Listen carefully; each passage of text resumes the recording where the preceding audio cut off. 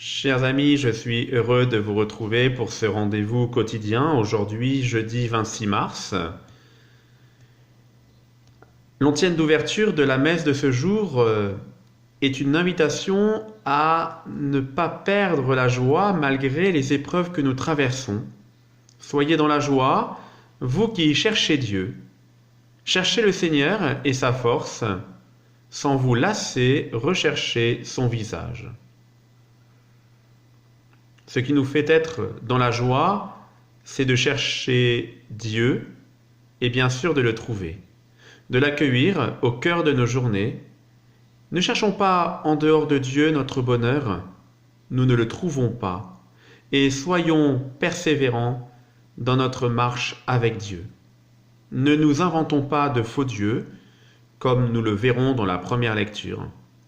C'est un défi pour nous de ne pas nous décourager, combien même nous réalisons que ce temps de confinement va encore être long. Mais nous trouverons notre force si nous ne nous lassons pas de cheminer en présence de Dieu. Accueillons la première lecture de ce jour. Lecture du livre de l'Exode. En ces jours-là, le Seigneur parla à Moïse. « Va, descends, car ton peuple s'est corrompu, lui que tu as fait monter du pays d'Égypte. Ils n'auront pas mis longtemps à s'écarter du chemin que je leur avais ordonné de suivre. Ils se sont fait un veau en métal fondu et se sont prosternés devant lui. Ils lui ont offert des sacrifices en proclamant « Israël, voici tes dieux, qui t'ont fait monter du pays d'Égypte. » Le Seigneur dit encore à Moïse, « Je vois que ce peuple est un peuple à la nuque raide. Maintenant laisse-moi faire. Ma colère va s'enflammer contre eux et je vais les exterminer. Mais de toi, je ferai une grande nation. » Moïse apaisa le visage du Seigneur son Dieu en disant, « Pourquoi, Seigneur, ta colère s'enflammerait-elle contre ton peuple que tu as fait sortir du pays d'Égypte par ta grande force et ta main puissante? Pourquoi donner aux Égyptiens l'occasion de dire « C'est par méchanceté qu'il les a fait sortir ». Il voulait les tuer dans les montagnes et les exterminer à la face de la terre, à la surface de la terre. Reviens de l'ardeur de ta colère, renonce au mal que tu veux faire à ton peuple. Souviens-toi de tes serviteurs Abraham, Isaac et Israël, à qui tu as juré par toi-même. Je multiplierai votre descendance comme les étoiles du ciel. Je donnerai, comme je l'ai dit, tout ce pays à vos descendants, et il sera pour toujours leur héritage. Le Seigneur renonça au mal qu'il avait voulu faire à son peuple. Parole du Seigneur, nous rendons grâce à Dieu. Nous voyons ici Moïse rassurant auprès du peuple que Dieu lui confie, et même rassurant auprès de Dieu dont il calme la colère. Bien souvent, Dieu nous éprouve.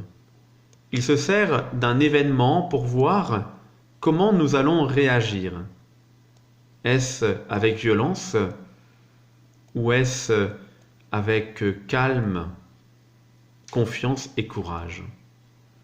Dieu sait être très provocateur.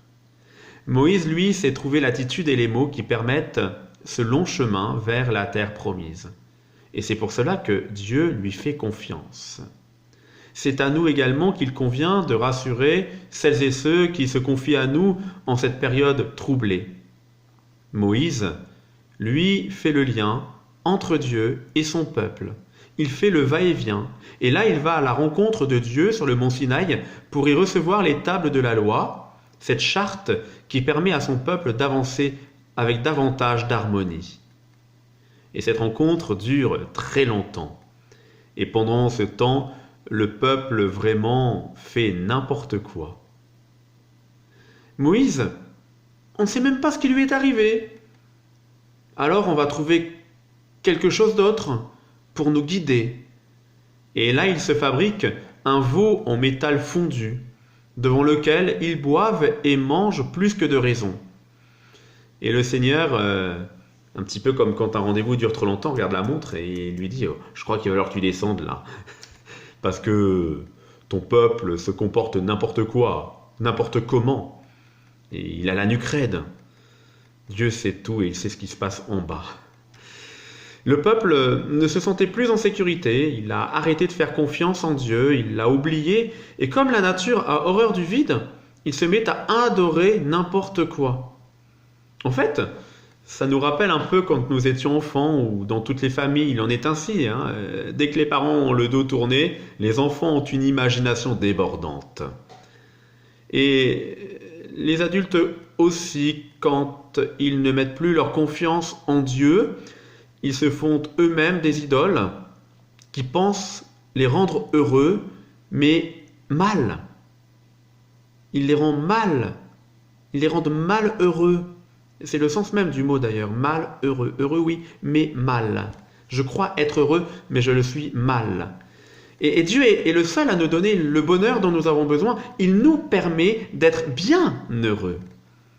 Dans cette période de confinement, si nous ne nous appuyons pas sur Dieu de tout notre cœur, nous pouvons nous faire du mal et en faire autour de nous. Dieu exige de nous que nous ne nous fassions pas d'autres dieux. Il exige aussi que nous ne nous prenions pas pour Dieu.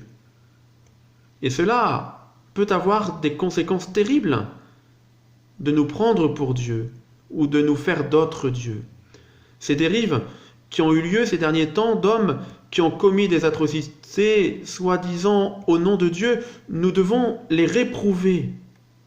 Et donc nous avons sans cesse à discerner ce qui vient de Dieu et ce qui ne vient pas de Dieu.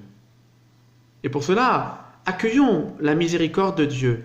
Laissons la miséricorde de Dieu envahir toute notre vie et ne supportons pas les zones d'ombre qui peuvent subsister en nous. Seigneur, viens me les enlever et viens y mettre à la place tout ton amour. Et même si nos communautés ne peuvent pas se retrouver pour l'instant, eh bien voilà que nous sommes invités à laisser le Seigneur changer notre cœur pour avancer tous ensemble dans la joie vers la fête de Pâques.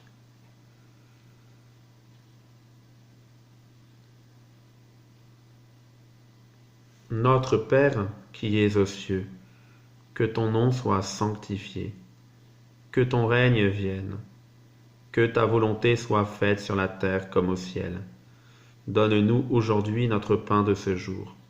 Pardonne-nous nos offenses, comme nous pardonnons aussi à ceux qui nous ont offensés. Et ne nous laisse pas entrer en tentation, mais délivre-nous du mal. Et que Dieu Tout-Puissant vous bénisse et vous garde tout au long de cet après-midi, au nom du Père et du Fils et du Saint-Esprit. Amen. Et à demain, si vous le voulez bien.